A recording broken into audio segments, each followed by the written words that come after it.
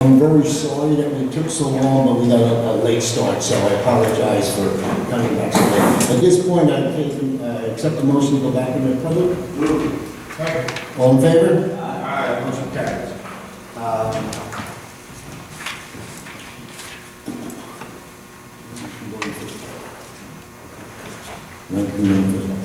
At this time, we'll go into a first public portion.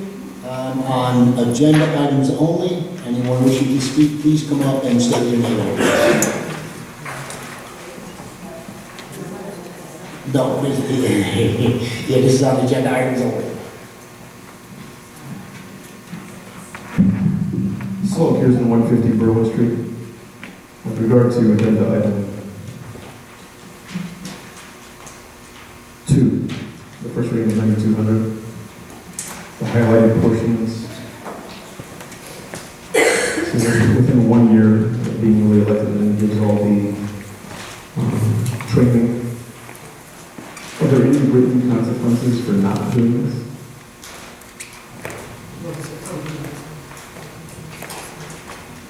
Because within 1 year, a board member shall complete a training program and it gives all of them that are required by law. And it says they're required to, but is there any consequence not to?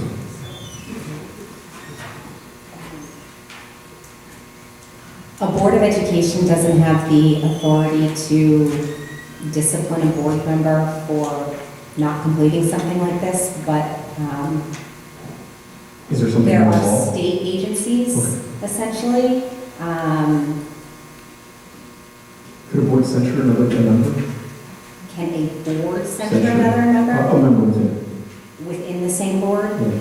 So in some circumstances, if a board has a board policy Okay. with respect to censuring, you could do that. Otherwise, it's something that would happen via the School Ethics Commission, which is an outside Okay. agency.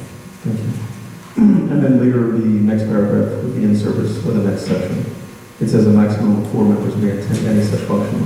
So it's at a time, correct? Okay.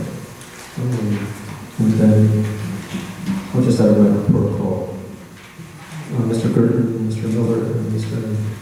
Cancino, and Ms. Powers all gave notice of absence. Yes. And you're the sitting president, or acting? I'm acting. Thank you. You act so well.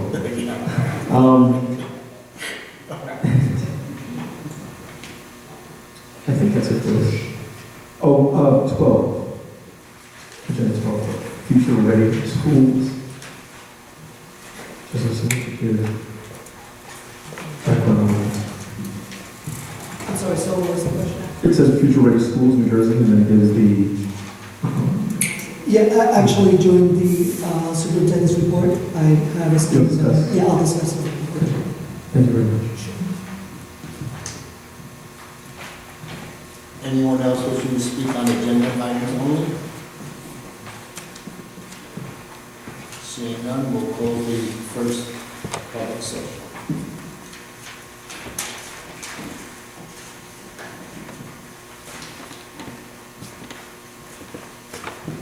At this time, do we have any committee reports?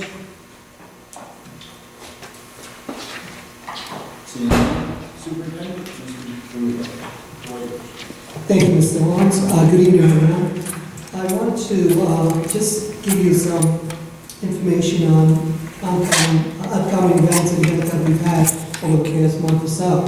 November 7th, which is today, election day, we have staff development. So it's a full day of training for teachers on several initiatives that we've taken. One of them is it's called the Student Instruction Observation Protocol. SIPE is the short. And what that does is trains the teachers to develop literacy content and language objectives. So the teachers in the district will be able to look at different strategies to help all students, whether they are English language learners, or special education population, and give them strategies to be able to gain the instruction or the objective of whatever the lesson is. So it was a wonderful, wonderful training. This is the third time that we have the trainer come in and work with our staff. We also had some training on the new math program at the elementary level, the Envision Math 2.0, which was digital resources that they can use for grades 3 to 5. We had training on data-driven literacy, which was planning to facilitate the reading growth, which is a big part of the PART test now for the past 3 years. And we also had training on the new science standards, okay, which is part of the New Jersey Student Learning Standards, and it connects science with English literacy as well. We had training on phonics, the concept sequence overview, and we also had building-based training going around. The principal did a nice job on what we call a new curriculum database, which is eDoctrina. So the teachers were very busy throughout the day today getting all kinds of training. I have attended 2 PTA or PTO meetings in the past 2 weeks. Monday, October 30th, I was at the middle school, and Monday, November 6th, which was last night, I attended the Aldine PTO meeting. Both were really well attended. I was very excited and inspired by the number of attendants at both meetings. And really the discussions were very meaningful and insightful, and I wanted to congratulate both principals, both the middle school, Ms. Carlin and Ms. Scully, for bringing the PTA or PTO's members and working together with the schools to obviously raise the success level of our students. American Education Week is coming up, is next week, the week of November 13th, which means that we'll be having our parent-teacher conferences, and these are critical conferences where the parents have an opportunity to meet with the teachers for the first time and have those conversations, any conversations that they feel, whether it is where the children have problems or where the children are succeeding, and come together to develop strategy to help the children. So this is something that we really want to make sure that again, we connect with the schools and the teachers, and we make sure that we're working together to do what's best for our students.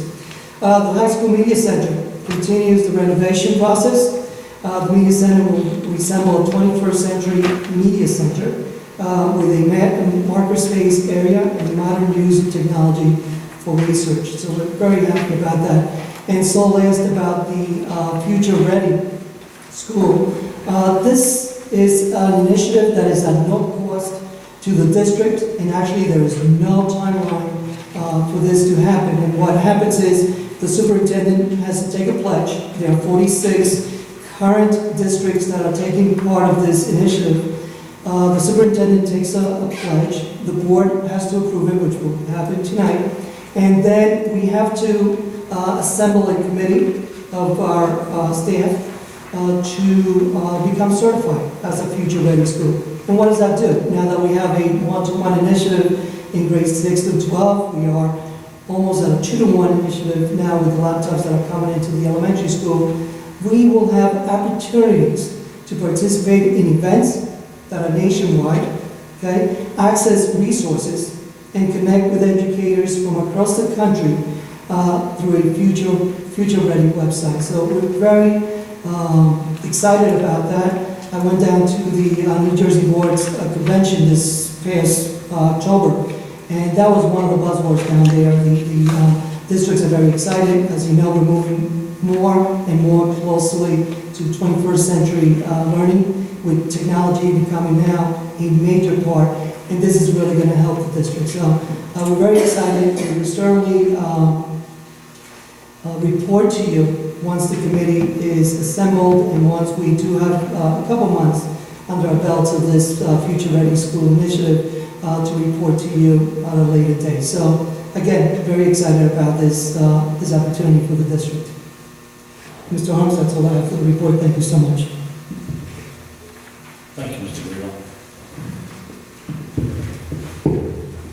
Mr. Acting President, I have a question for the superintendent. Sure. I heard you mention data-driven literacy. Can you elaborate on what that is and how it benefits our students?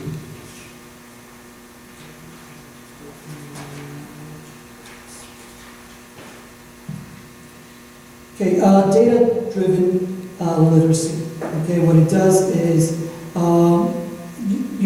there's planning to facilitate the reading growth. So, for example, you take the data, okay, the literacy data, and you take those item skills, you analyze it, and you use that data that you take from that to drive your instruction.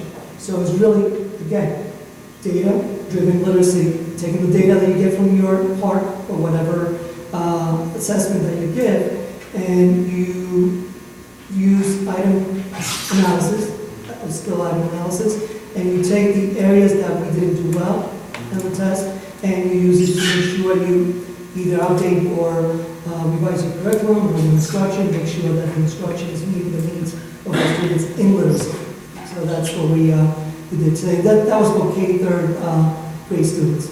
So we use an assessment, pre and post test. So we're looking at those pre-tests now to drive the data to make sure that whatever instruction they need is taking place during the year. Okay, thank you. Okay, you're welcome.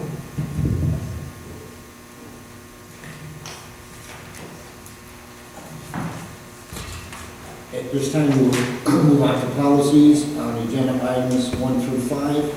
1, district policy first reading. These are all first readings. 9130, first reading 9200, district policy 9250,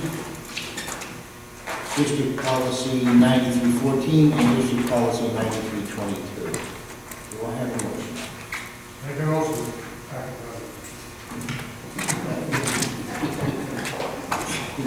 We'll have a second. I'll second that. Kind of a little roll call, please. Vice President Harms? Yes? Mr. Bowman? Yes. Mr. Cancino? Mr. Gerton? Ms. Powers? Mr. Seifu? Yes. Mr. Signorella? Yes. Mr. Vita? Yes. President Miller? On roll call, motion carries. Sounds good.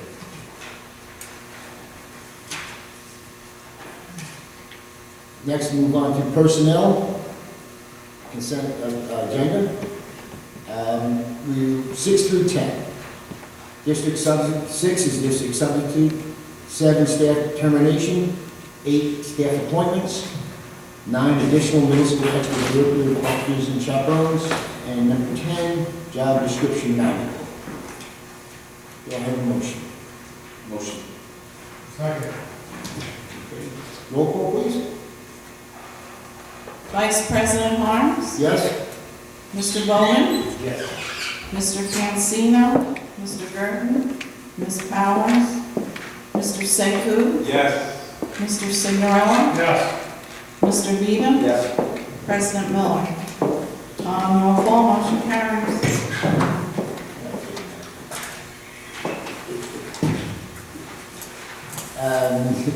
Next is education, 11 through 12. 11 is education program, 12 is Future Ready Schools, New Jersey. Do I have a motion? Make a motion. Do I have a second? I'll second. I have a question, Mr. Harms. Okay. I see on here that it says specialists that infuse digital learning across multiple disabilities. Should I do disciplines? I see that. Number 12, future ready schools. Right, is whereas the Roselle Park Board of Education There supports. are 2 places. Yeah, I see that. Mhm. Whereas, It's the top of this. it's supposed to be disciplines? Or it's supposed Well, to no, be? no, Disabilities? it is disciplines, it's different disciplines. It says disabilities. Disabilities, Oh, multiple no, it's disabilities. disabilities. It should be That's the disabilities. top, yes. Okay. Good catch, thank you. Thank you. It is supposed to be disciplines. And any other place in there that would have the same? Yes, so It's anywhere there's should be- disability, it should Should be be disciplines. disciplines. Thank you, Mr. Tyler, that was a good catch on that. So with the change for number 12, I'll accept the motion. Oh, we have a motion, I'm sorry. All in favor? Aye. All opposed? Motion carries. Next is business. 13 through 21. 13, approval of bills. 14, use of buildings and grounds. 15, emergency and crisis management plan. 16, 5-year comprehensive maintenance plan, M-1 form. Statement of assurance and district performance review 2017-2018. Approval of minutes, monthly certifications, district contracts, transfers. Do I have a motion? Make a motion. Do I have a second? Second. I'll be abstaining from the October 17th portion of number 18. I also will abstain, I was absent, I think it was the 17th. Yeah. Okay. I'm second.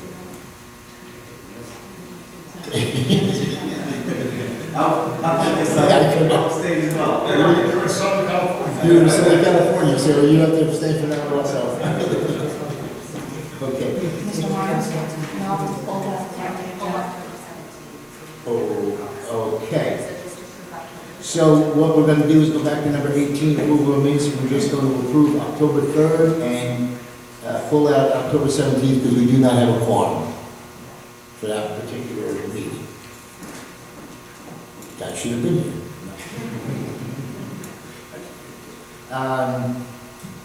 We have a motion and a second, correct? Yes. Okay. All in favor? Aye. All opposed? Motion carries. At this time, we'll go into any continuing business. Do we have it? Do we have any new business?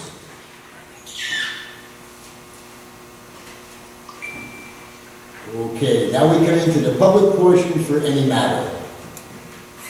I was getting there, Jake. I was getting. Anyone wishing to speak, please come forward, state your name and address.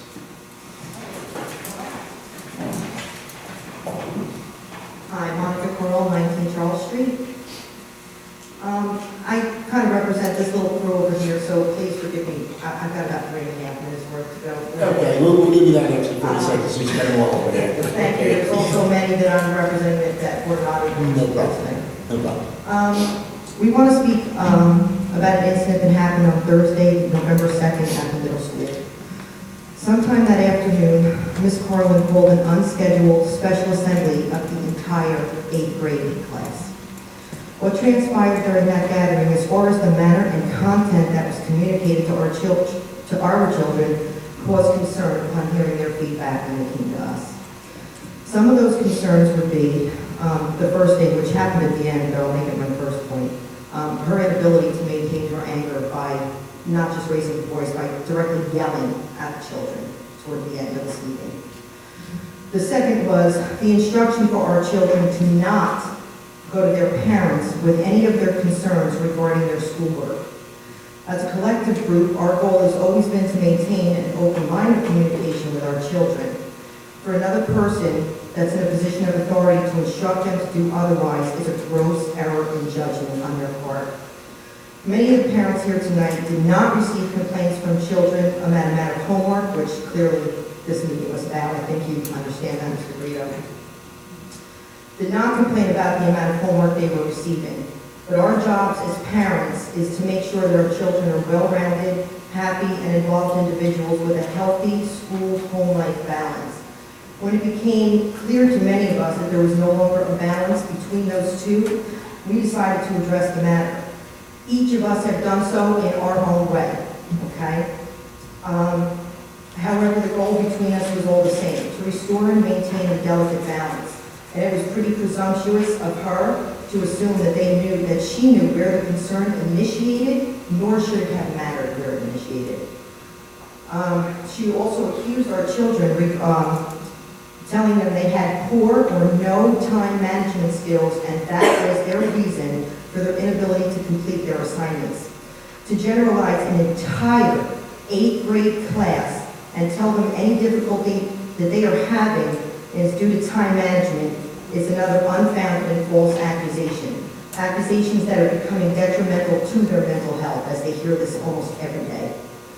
Many of the children have shown exemplary time management skills in the past, and if as a whole there are more than a handful of students exhibiting signs of stress or perceived lack of time management skills, the answer should not be to place blame or deflect responsibility, but to actually find a root cause and get it corrected in a timely fashion.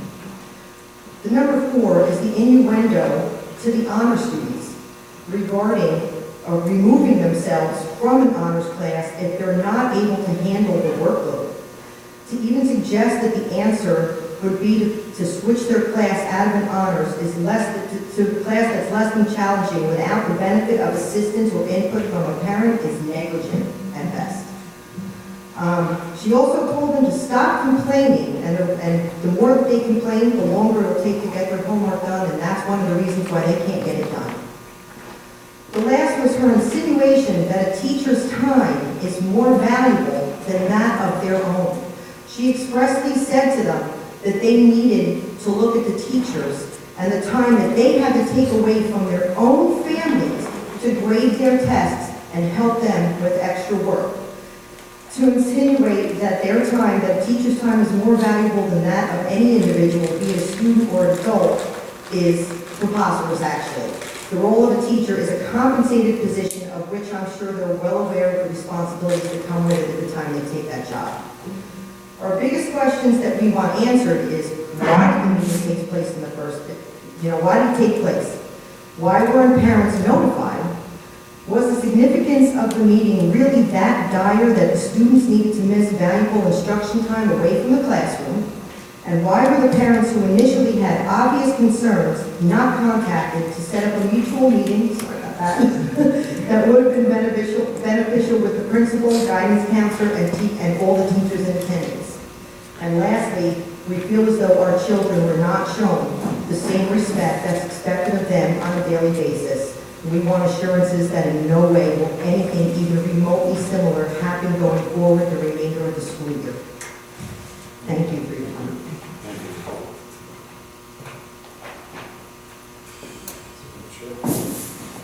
Thank you for reading that letter on behalf of the parents that are here and the ones that are not here.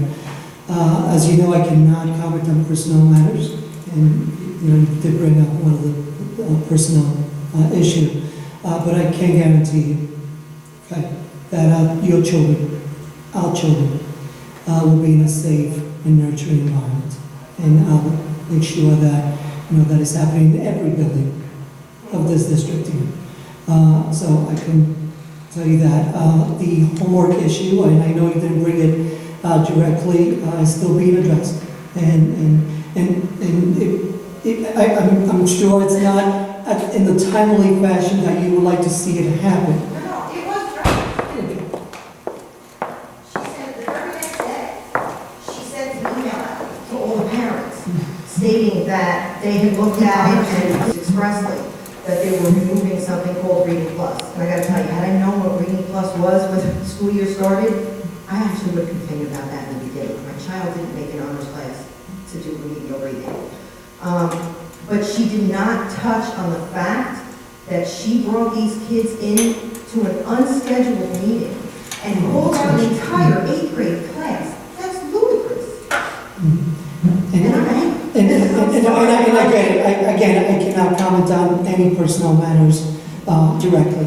Okay, what I would ask you to do, and please, and I know I heard from some of you on the phone, Mrs. Schweitzer, and I'm always available. Please call me personally. Well, we were told not to get you involved. Well, Our children were okay, told not to get you involved. I am telling you, please call me. Call my office if you have any concerns. And the protocol, it's right. It usually goes to the teacher, to the administrator of the building, and then to the superintendent instead of the other way around. But I'm available. And if you feel that is something that you really feel that is so important, please call me. I might send you back to the teacher, I'm not saying, but please call me and let me know what your concerns are. This was it. Do you feel then that I should contact you outside of here because this was it? You can always contact me, absolutely. Okay. Yes. Thank you. Thank you. Mr. I guess, the statement that she read, will we be checking out some of her I'm kind of concerned myself if some of the statements that were made, okay, were actually made. We can check out, okay? Oh, of course we are. Again, you know, it is a personal matter. I'm not going to publicly, you know, announce anything, but yes, any complaints that goes, either to the board or to my office, it will be looked at and certainly we will investigate, okay? Let me ask you a quick question. It's too much homework or not enough, or you did an awesome job, I just need a little quick history of... Well, maybe she could... I'm sorry. I can appreciate that, but we can check after. Okay. She should answer the question. Yeah, after you can talk, I think we can't have a conversation, because then I have to have everybody do it all the time. Sorry about that. Okay. Hi, my name is Sandra Barlett. I live at 638 Sherman Avenue. And I wanted to respond, Mr. Guido, to what you had said about coming to you. As you know, my daughter wrote you a letter. She got reprimanded for writing that letter to you. She said that the teachers told her that she went above what she was supposed to because she wrote that letter to you. Even the guidance counselor called me and told me that the teachers were very upset that Bella had written that letter to you because they felt that she overstepped her boundaries. So here Bella thought, because you said to her you were very proud of her, it was very well written, and on the other hand, she's getting reprimanded by her guidance counselor and by her teacher. And I didn't think that was right. So she went from being very proud of herself to saying, Mom, what did I do wrong? So you didn't do anything wrong. You stood for what you believed. And that's it. So I don't understand, she's getting mixed messages. So she's like, so Mom, do I come to you if I have a problem at school or don't you? Because the teachers, the principal's telling me not, you know, that we have to advocate for ourselves and not to get the parents involved. I said, no, you absolutely have to come to me. You're 13, you absolutely have to, I mean, yes, of course. I understand that they need to take responsibility and start speaking for themselves, but they're 13. So that's what I have to say. Thank you. Thank you.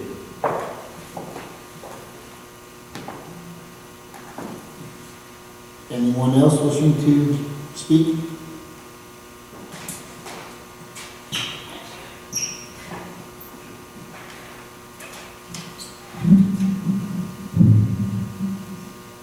Jacob McGarrett, 612 Sheridan Avenue, Roosevelt Park. Ladies and gentlemen of the audience, viewing audience, members of the board, good evening. Evening. Mr. President, a question. It was a joke. It was acting. You said Mr. President, I said acting. Okay. It's my time. All right. I'll start the clock now.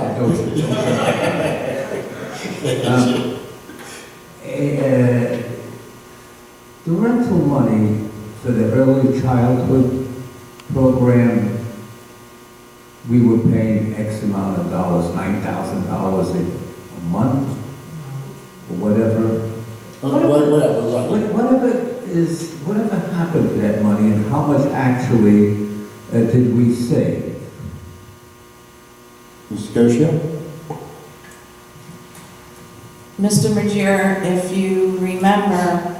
I don't remember, that's why I'm asking. Okay, so let me review for you. The budget for this current school year, 2017-18, was developed by the board last February of 2017. At that point in time, we did not know for a fact that we would not be returning to the rental facility, so therefore there was a line item put in our budget like usual for the rent of that facility. I believe the amount was an estimate of $144,000. Of course, later on in the ensuing months after the budget was accepted, a decision was made by the board to no longer rent an outside facility. That line item money was instead utilized in this school year to do the necessary construction in each one of our elementary buildings, to put in the new preschool classrooms, as well as putting new playgrounds, one here at Sherman School and one at Robert Gordon School, because those are required under the DOE law for preschool facilities.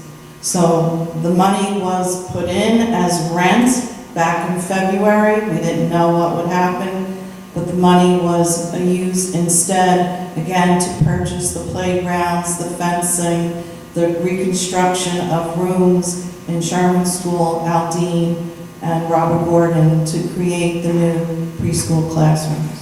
There's an old saying, show them the money, they'll spend it. The good news is going forward into next school years. I'm sorry, I'm taking away his time and give it back to him.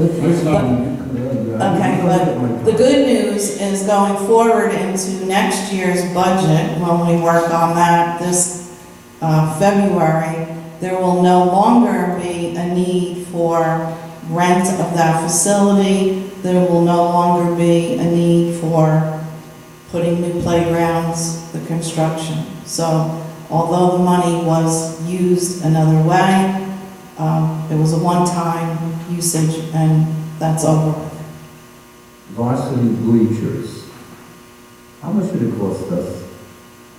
And not the varsity bleachers, but the bleachers, visitors bleachers over at the football field. The outside bleachers? Yes. I don't remember that figure exactly off the top of my head. They were put in about 10 years ago. I'd have to look up that figure for you. They just recently paved the bottom of the bleachers. Oh, the paving was done recently. Yeah. You said bleachers. You asked for the price of the bleachers. Now you're really meaning the price of the paving underneath? Yes. Okay. How much? The answer to that question, I believe it cost $3,000 to do that. 3,000? Okay.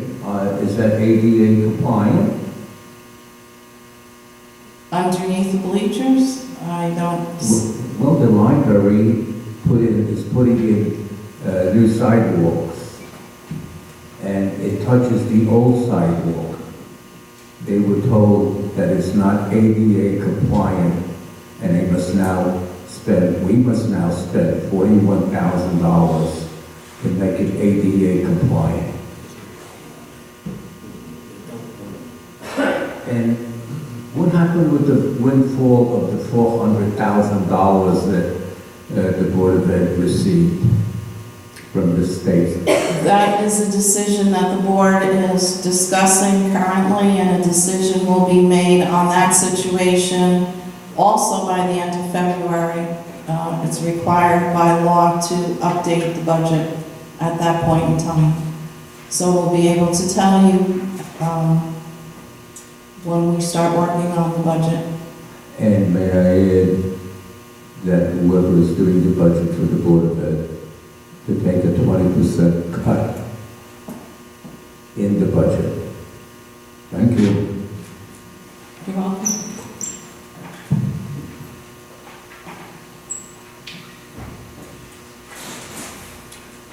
Anyone else wishing to speak?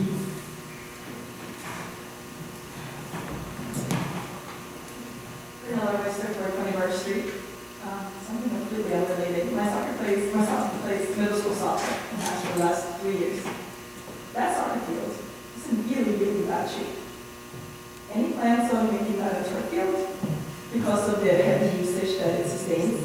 Or possibly minimizing the outside use outside school? Because it's gotten to the point where, as far as I understood this year, the other middle schools that come to visit refuses to play there because the field is so bad. So they end up moving the games to the high school, which is fine.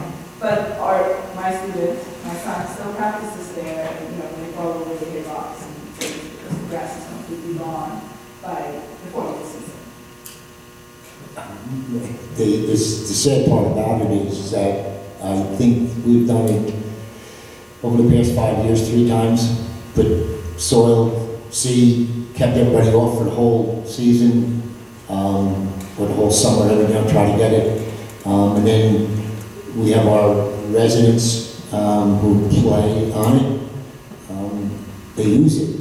The sad part about it is we don't have a lot of fields in town.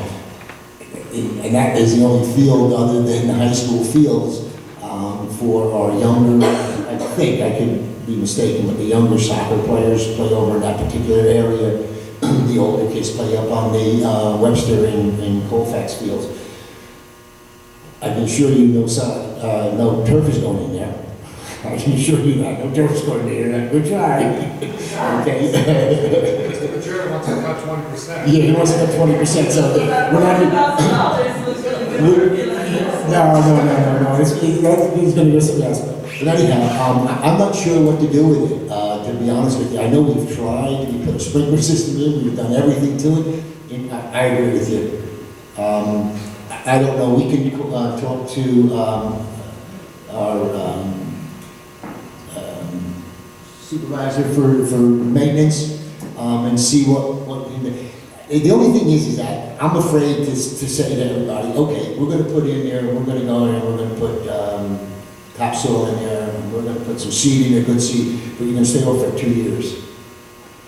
The problem that we have when we do it now, I'm just using it, we do it now, 6 months later we're back on it. The grass hasn't even had a chance to actually strengthen or anything, that's why it looks the way it does. So I'm not sure what to do with it. Is there a way so I know for like Frankfurt soccer, Mhm. they give very strict instructions to non-school users how and when they can use the fields. If it rains, they're not allowed to use the field. If they have practice, they're not allowed to practice in front of goal boxes. They have to practice at the edges of the field. Is that something that could be considered? Anything can be considered, we just have to go to our rec soccer and tell them this is what they can't do. And then I think we'll have a lot more people standing up there in front and telling us it's soccer. You can tell us what to do that. You know what I'm saying? I'm not telling them not to use the field. No, I They can understand. use them, both my kids play soccer a lot. Mhm. And when they have practice, they're not allowed to practice the fields that they are on. They're not Right. allowed to practice by the goal box. Right. Right, they literally have to practice at the side or here so that they don't break the fields. That's a good suggestion. We can talk to the rec chairperson who runs it and see what we can work out. And I know the person, and they're just... right, because the acting guy here. The only thing I'd like to add is I see they did a nice job. I mean, Mrs. Gershow, Assumpta, Superintendent, and Mr. Miller. The only thing I'm going to suggest this year is just curious what the seed they're putting down. Maybe it's the wrong seed. I don't know the answer because, I agree with you. It almost looks like back in May, June. And I know faithfully that the gates were closed like 10 weeks. And I can tell you what, I'm passing in the morning at 5:30, 6 o'clock. The sprinklers are on in the morning. Maybe we need a different seed. I don't have the answer. I don't disagree with I need to see, but I think you have to stay on more than 10 weeks. I mean, if you put your lawn out in front, just throw some seed down, you go on and it's going to do the same thing. We have to stay off it for a whole year. And that's a hard thing to do. Right? Well, that takes like 3 years worth of grow, or 10 years worth of grow. But anyhow, we can get together with them and see what we can work out, just so we don't have this. Again, no turf though. Sorry. Thank you. Anyone else wishing to speak? If not, we'll close the second public portion. At this time, we're closed. We have board members that want to go back into close, so this time,